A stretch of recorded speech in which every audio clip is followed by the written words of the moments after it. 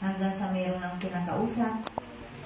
At yung tinig na yun ay marami na sinabi sa amin, mga pangyayari na naganap, mga pangyayari na bago, sapagkat ang Diyos naman na nakakaalam kung bakit nababago yun. Siya ang may kadahilanan kung bakit yung mga nasabi niya ay nagbabago. Pero ang karamihan sa mga sinabi ng Diyos ay naganap. Kung ikaw ay mapapahamak, binababalaan ka niya. Kaya huwag kayong matakot kung ang maririnig ninyo ay nakakatakot. Ha? So mga bata, manahimik sapagkat ibibigay ko ang tinig ng banal na Espiritu sa inyong lahat. Sapagkat ang Diyos sa Espiritu, walang nakakita sa Diyos. Pero ano sabi ng Panginoong Hesus? Ang nakakita sa akin ay ano? Nakakita na sa Ama. Ang tumatanggap sa akin ay tumatanggap din sa Ama. Ako at ang Ama ay isa sa Kanya. Kaya ang Ama, ang Anak, na si Jesucristo, na naging tao, at ang banal na Espiritu ay iisa. Praise the Lord! Amen!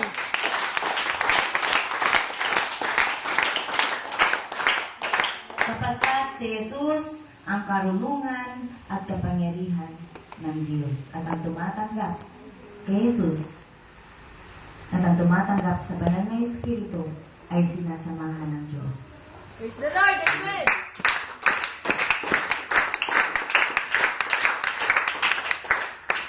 Kaya, yung mga may pangunawa, bigay nyo ang pangunawa nyo ngayon sapagkat itong maririnig ninyo ay napakahiwaga. Ito hiwaga na ako rin na, kagaya ng kwento ko sa inyo, ay nagtanong sa Diyos kung totoo nga siya. Pero hindi ibig sabihin wala akong tiwala sa Diyos. Tinanong ko lamang yun, no, sapagkat ako ay talagang nagsiguro na Diyos na yung pinaglilingkuran ko. Dahil hindi biro ang pupuntahan ng tao kung magkamali siya. Kaya ako ay nagtanong sa Diyos, Panginoon, gusto ko lamang po ng assurance. Pero hindi ibig sabihin wala akong tiwala sa iyo. Kaya noong nakita ko, yung ulo ko ay may nakapatong na isa pa, hindi na ako nagtanong. Humayo na ako. At kaya kayo narito ngayon dahil doon sa pagtitiwala ko sa Diyos.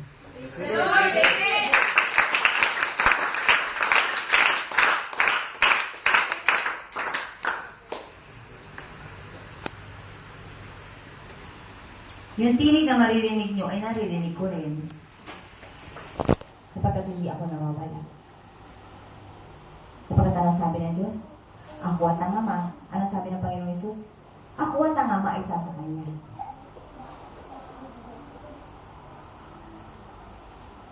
At ang ginagawa ni Hesus noon ay magagawa din ng tao na nananalig sa Diyos.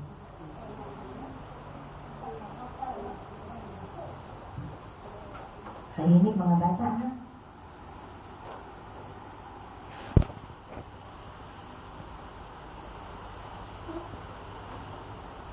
Naniniwala ba kayo? Naniniwala ba kayo na ang banal na Espiritu ay narito?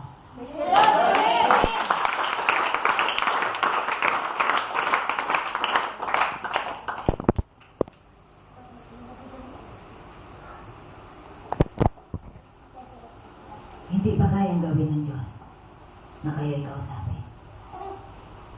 Hindi ba kayang gawin ng Diyos ang mga himalang kagaya ng ganito? Hindi ba kayang gawin ng Diyos na kayo ay tipunin para sabihin mga anak, ako noon ngayon at magpakailanman. Di ako nagbabago.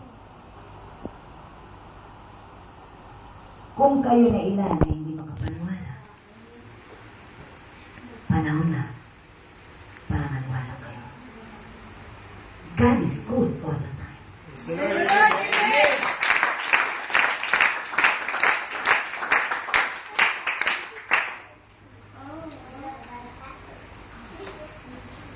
Kung paano sinabi ng babae kanina na siya ay nagdesisyon. At tama ang naging desisyon niya. Sapagkat kinailangan mo siya para marinig mo ang tinig ko. Di madali.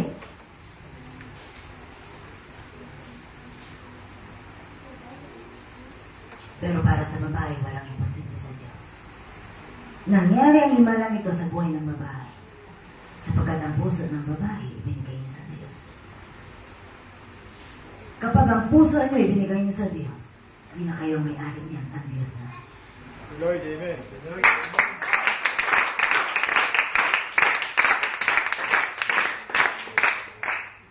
Simple. Saan ba punta niyo? Ano ba kaya niyong gawin? May dala ba kayo na talaga sa inyo? O wala kayong dala kahit ano? Ang sagot dyan, isa lang. Wala kayo kung wala ako. Praise the Lord, amen.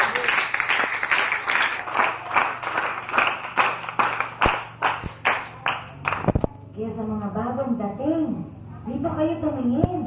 Tingnan niyo yung babae kung anong meron sa kanya. At huwag kayo maghula. Huwag kayo mag-isip na kung ano-ano. Ako lang isipin niyo. Kaya kong gawin niya lahat ng bagay.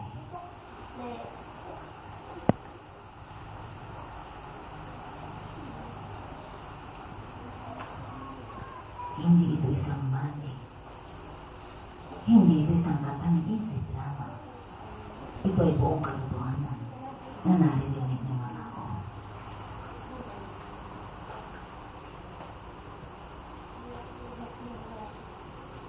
Puso ang tinitingnan ko. Puso ng babae ang nakita ko na mahal niya talaga ako. At paglilingkuran niya ako kahit anong mangyari. Praise the Lord, amen.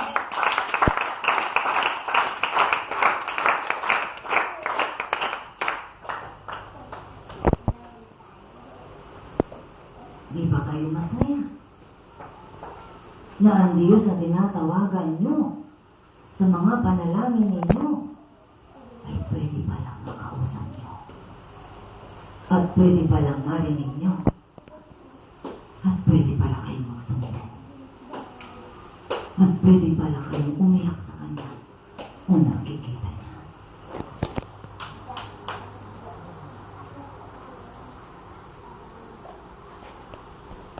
Paano ba nalikan lahat ng bagay? Di ba sa salita? Di ba sinabi ng Diyos na mangyari ang lahat? Na ang lahat ng nalikha ay binitawan ng salita ng Diyos? Kung alam niyo yan, dapat alam niyo rin ngayon na kaya narito ang tinig ay para marinig niyo na kayo nga ay mahal na Diyos. Mahal na mahal na mahal kayong lahat ng Diyos. Praise the Lord. Praise the Lord, amen.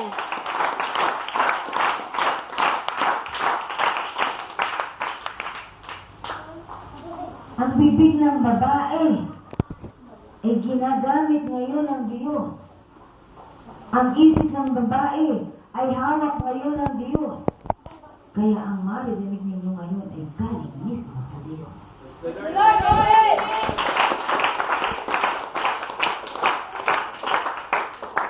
Walang imposible sa taong may pananampalataya. At kung gaano kalaki ang pananampalataya mo, ay yun ang tatanggapin mo mula sa Diyos. Kung ano ang sukat ng pananampalataya mo, yan ang tatanggapin mo. At ang babae ay itinaas niya ang faith niya sa Diyos. Kaya natanggap niya ang kapangyarihan ng Diyos.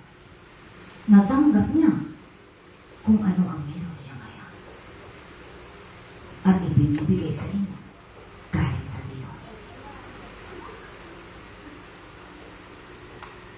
Imposible ba? Alam niyo ba na ang salita ng Diyos ay Diyos? Praise the Lord, amen.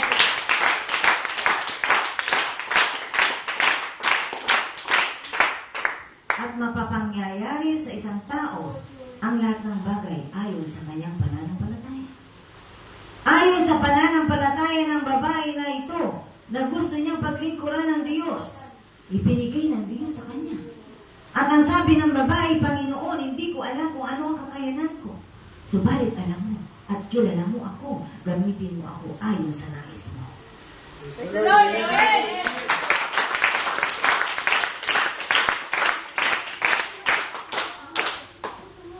At ang babae nito ay pinagkalooban ng kapangyarihan ng Diyos. Na malaman kung sino nga kayo. Kapagkat hindi ang babae ang gumaganap, kundi ang kapangyarihan ng Diyos sa taglay niya. Praise the Lord, amen.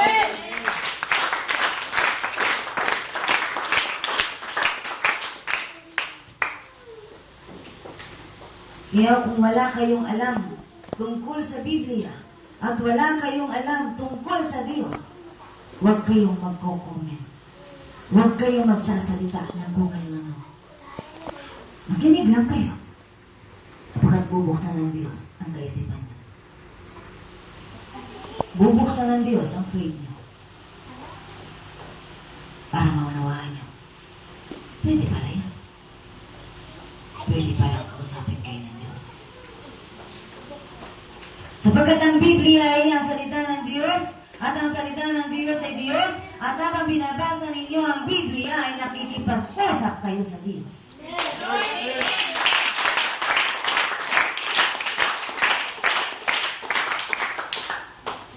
At kapag taglay niyo ang salita ng Diyos, taglay niyo ang Espiritu ng Diyos. Praise the Lord. Amen.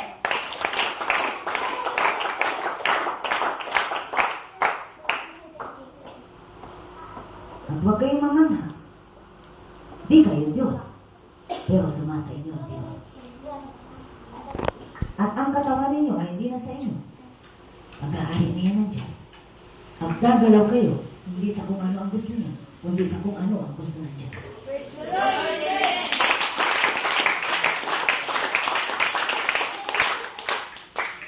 May imposible ba? Wala. Wala. Kapag taglay mo na ang Diyos, wala nang imposible.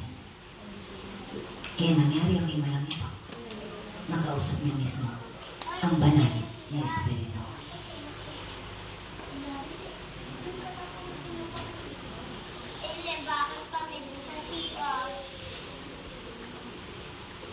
Yan ang mahimalang ginawa ng Diyos.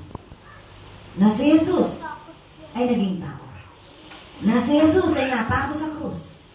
Na si Jesus ay nabuhay muli. Ikatlong araw.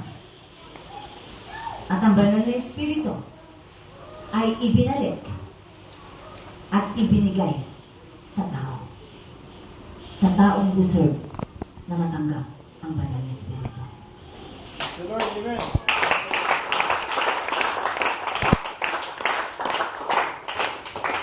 Kaya kung gusto ninyo na matanggap nyo rin ang banal na Espiritu, iwan nyo na ang ayaw ng Diyos na ginagawa niyo. Iwan nyo na ang lahat ng walang kabuluhan. Sapagkat iisa lamang ang may kabuluhan, ang buhay na walang hanggan. Na dapat ninyong malaman na kapag hindi ang ginagawa ng tao papunta sa buhay na walang hanggan, lahat namin ang may mapapa. Gaya sa isang bula. Ang bula, mawawala.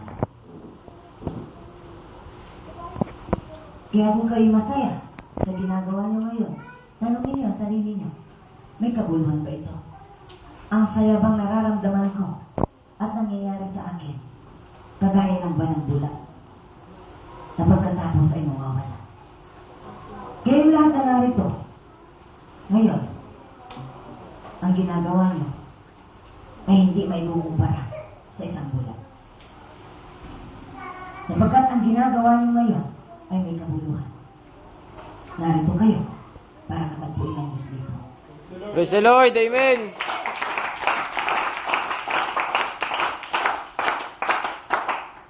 At para kayo makapamuhay kasama ang Diyos, bawat salitang naririnig niyo dito, pasok niyo sa isip niyo. Pasok niyo. At huwag niyo kalimutan. Para may sa buhay niyo ito, tandaan niyo. Iuwi niyo ang lahat ng narinig niyo dito. Para magkaroon ng kabuluhan kung ano ang meron dito, mangyari din sa buhay niyo. Praise the Lord. Amen.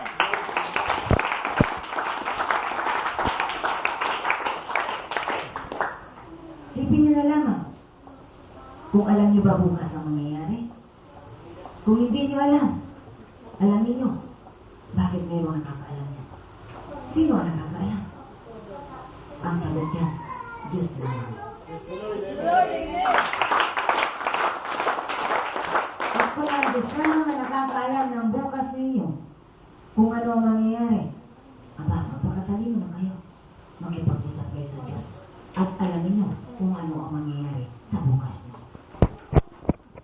Kaya ba malaman ng tao kung ano ang mangyayari sa bukas niyo? sumusunod ka sa Diyos. At kung kasama mo ng Diyos, tiyak ang mangyayari sa iyo ay ayon sa nais ng Diyos. Praise the Lord. Amen.